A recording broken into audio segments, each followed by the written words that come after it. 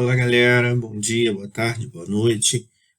Na aula de hoje a gente vai estar falando sobre a Índia, essa porção aí da Ásia Meridional, que é um território de uma diversidade muito significativa, né? A cultura indiana, ela é de uma riqueza assim, incalculável, e daqui a relativamente pouco tempo estará se tornando aí o país mais populoso do mundo, ultrapassando a China, né? Hoje a China é o país mais populoso do mundo, hoje em 2020, né, em outubro de 2020, mas daqui a pouco tempo a Índia está ultrapassando a China em relação à maior população do mundo. Então a gente começa a falar sobre esse país aí, analisando primeiramente algumas imagens, né, alguns mapas e tal, como essa imagem de satélite da Índia noturna, né?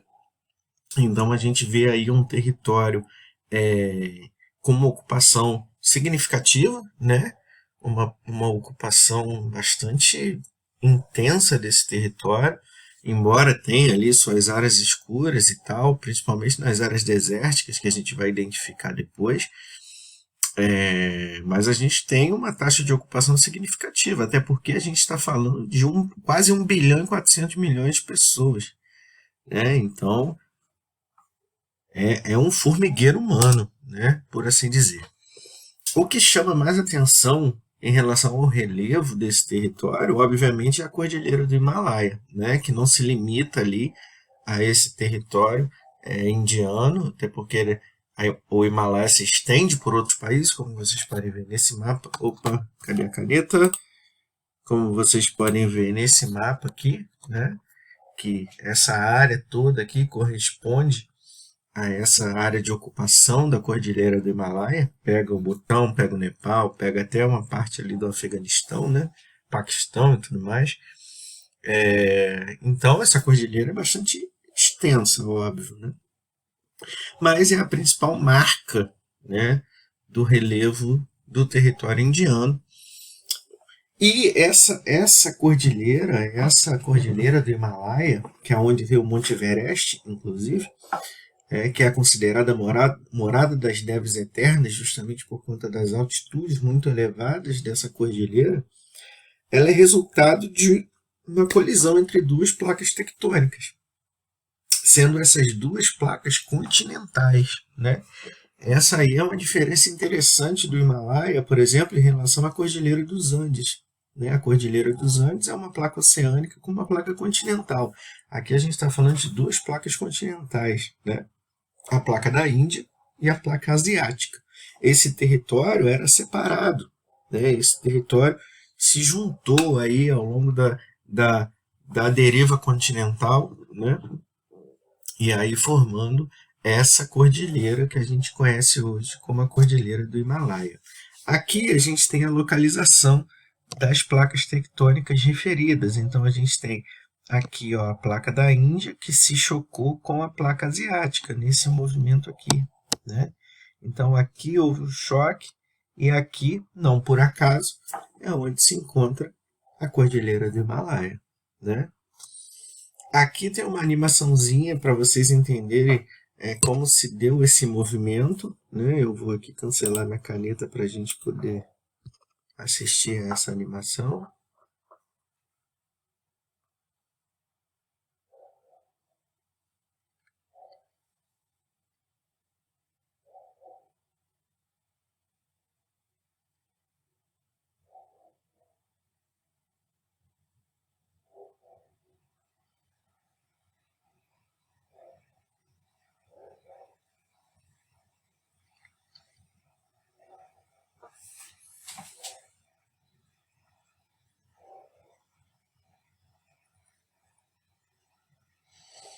Essa animação é bem bacaninha, né? Porque ela mostra pra gente assim de maneira bastante simples, bastante dinâmica, como se deu esse choque. E aqui a gente tem uma imagem aérea mostrando a consequência desse choque, né, pessoal? A gente tem aqui a Cordilheira do Himalaia representada aqui nessa área, né? Aqui a gente consegue observar não só a extensão, né, dessa cordilheira, mas também podemos observar que a Terra não é plana, né? Observem! Ai, ai, gente. Vamos lá. A gente tenta levar na brincadeira. Bom, aqui algumas imagens. Aqui, por exemplo, é a extração do famosíssimo sal do Himalaia, né? Aqui, nesse caso, o sal do Himalaia verdadeiríssimo, né? Que é literalmente do Himalaia. Não sei se os que tem por aí pelo mercado são todos, né? De verdade. Enfim, mas esse aqui é o originalzão, né? Sendo preparado aí, extraído e preparado. Boa parte dele para o mercado externo, né? Para exportação. E aqui mais uma imagem, né? Agora uma imagem de satélite, né? Mostrando aí a área de extensão dessa cordilheira aí, bastante extensa, como a gente já comentou. Então, no sul do Himalaia, a gente tem, obviamente, outras estruturas de relevo, né? A gente consegue identificar bem, assim, três estruturas de relevo bem definidas no território indiano. A gente consegue identificar as áreas de planície, as áreas de planalto e as áreas de montanha, né? As áreas de montanha elas estão representadas por essa cor mais escura aqui no mapa, que mostra as áreas da Cordilheira do Himalaia. E aí, exatamente ao sul da Cordilheira do Himalaia, a gente encontra uma área de planície bastante extensa, que é a planície indo-gangética, que fica nessa porção mais clara aqui do território, né?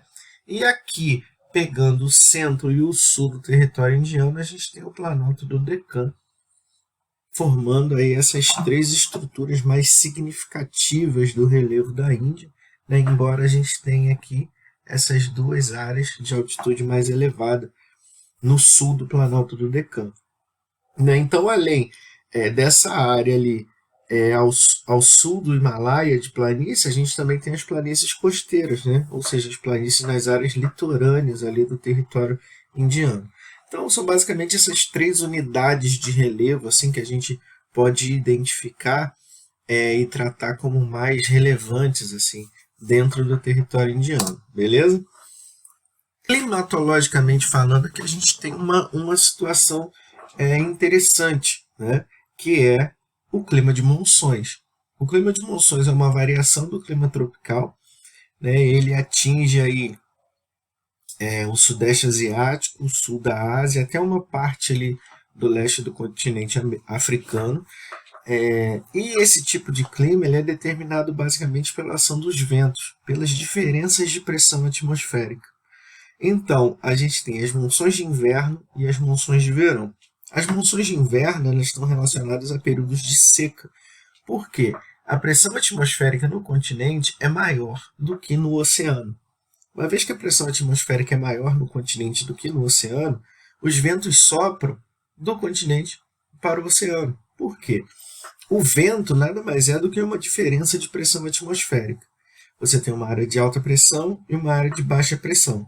O vento sempre vai soprar da área de alta pressão para a área de baixa pressão. Por quê? Apesar de ser invisível, né, o ar ele pesa. Né? Então, quanto maior for a coluna de ar sobre um determinado local, maior a pressão atmosférica daquele local. Então, os ventos se deslocam dessas áreas de alta pressão para áreas de baixa pressão. É como se o ar não gostasse muito de aglomeração, sabe? Pense numa bexiga de aniversário, por exemplo. Você enche aquela bexiga de aniversário. Se você não der um nozinho, ela vai esvaziar, ela vai sair. Porque a pressão dentro da bexiga, dentro da bola de aniversário, está muito mais alta do que aqui fora. Então o ar que está ali dentro, ele vai sair lá de dentro aqui para fora. Porque a pressão atmosférica aqui fora é menor do que a pressão lá dentro, por assim dizer. Então é isso que acontece em relação aos ventos. Então, no verão a situação se inverte.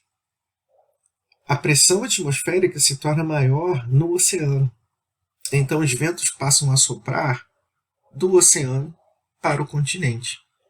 Só que as massas de ar, elas sempre vão assumir as características dos lugares de onde elas se originam. Então, se elas vêm do mar, elas são úmidas. Se elas são úmidas, elas levam chuvas. Então, as monções de verão são marcadas por chuvas bastante intensas no sudeste asiático, no sul da Ásia. Tá?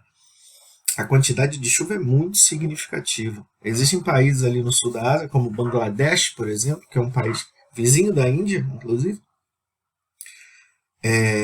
que boa parte do território é muito próximo do nível do mar. Então, enchentes assim, avassaladoras atingem esse país. Na década de 90, se eu não me engano, 1998, mais de 300 mil casas foram destruídas por uma enchente na época das monções de verão, para vocês terem uma ideia aí do volume, né, de água que atinge esse território nesse período. Né? Além disso, além das chuvas de monções, né, a gente tem a chuva orográfica, que é determinada pela presença da cordilheira do Himalaia. A chuva orográfica ela também é chamada de chuva de relevo, que acontece quando uma estrutura de relevo muito grande impede que massas de ar úmidas ultrapasse essa barreira natural. Então vamos fazer de conta que nessa imagem aqui, isso aqui é o Himalaia. As massas de ar úmido que vêm do oceano não conseguem ultrapassar o Himalaia, porque ele se coloca ali como uma barreira natural. Então o que acontece? Essa massa de ar, ela sobe, né? Porque também a massa de ar não é tipo, ela não vai chegar na barreira e vai falar: "Ei, galera, não dá para passar não, vamos voltar?" Não, né?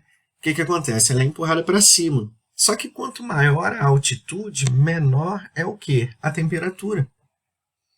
Então essa massa de ar, quando ela se depara com essas temperaturas muito mais baixas nas altitudes mais elevadas, ela condensa, chove e faz com que apenas massas de ar seco passem para o outro lado. Então, a chuva orográfica, de maneira geral, ela determina ali uma área úmida e uma área relativamente seca ou bastante seca, dependendo da intensidade do fenômeno, do outro lado dessa barreira natural. Tá? Então aqui, ó, essa imagem representa novamente a mesma situação. Tá? Os ventos úmidos, né, o barlavento, e os ventos secos. Então esses ventos úmidos não ultrapassam essa barreira natural, porque essas massas de ar úmido condensam e chovem de um lado. Para o outro lado só passa a massa de ar seco. Tá? Esse vídeo aqui é muito interessante, que mostra de maneira bastante significativa o efeito orográfico em uma área aleatória. Assim, é um vídeo que eu encontrei no YouTube, mas que serve para exemplificar para a gente o efeito orográfico. Percebam que do lado esquerdo ali a gente está com o céu limpinho, né, e do lado direito tem uma área de nuvens carregadas.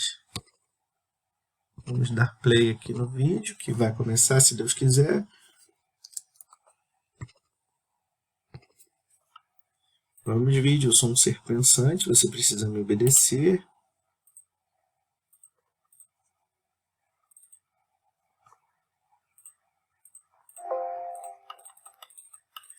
Ele não quer rodar, eu vou botar para vocês depois, para vocês assistirem na plataforma, tá? Vamos lá, vamos seguir o baile. No território indiano, a gente tem um deserto, né? Uma área de clima árido que fica ali entre o Paquistão e a Índia, que é o deserto de Thar, ou simplesmente o grande deserto indiano, né? Essa região aí específica da Índia, obviamente, vai ter uma vegetação adaptada a esse tipo de clima, né? Ou seja, uma vegetação desértica, um pouco desenvolvida. E na encosta ali do deserto do Himalaia, a gente tem floresta temperada, justamente por conta do efeito orográfico que a gente viu ali atrás, né? Vamos ver se ele roda agora. Vai, meu filho. Vai, meu filho. Vai, meu filho. Ele não vai rodar. Ele odeia a gente.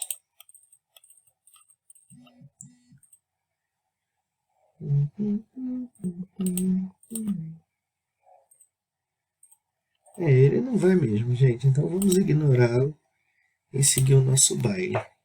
A gente já conseguiu ver um, né? Um já funcionou, o outro. Vamos embora. E aí, existem alguns problemas ambientais significativos. O desmatamento no sul é um problema ambiental. O desmatamento nas encostas do Himalaia, porque isso gera deslizamento de terra, isso gera enchente, isso gera assoreamento. Né? 40 bilhões de litros de esgoto por dia Então, são inúmeros problemas ambientais que atingem o território indiano. Beleza? Então, pessoal, num país que tem um número de habitantes tão gigantesco e que a desigualdade social é tão forte, né, é uma marca tão forte desse território, é claro que vai haver uma pressão muito grande sobre os recursos naturais, né? Então, por exemplo, aqui você tem um dado muito gritante que fala que 160 das cerca de 8 mil cidades têm uma estação de tratamento e sistema de esgoto instalado. Então pensem que, uma vez que esses lugares não têm sistema adequado de coleta e tratamento de esgoto, obviamente esse esgoto vai ser descartado de maneira irregular. E, obviamente, isso vai trazer impactos ambientais muito significativos, né? Então, a Índia hoje enfrenta problemas ambientais muito sérios, como todos esses que estão aqui apresentados para vocês, marcando aí uma realidade ambiental bastante complicada para esse país, né? Por hoje, pessoal, era isso que eu queria falar para vocês. Tá? Na próxima aula a gente vai continuar falando sobre Índia. Espero que até aqui tenha sido tudo claro, tudo tranquilo. Qualquer dúvida é só mandar mensagem para o Titi. Valeu? Beijos no coração. Espero poder vê-los em breve. Tchau, tchau, gente.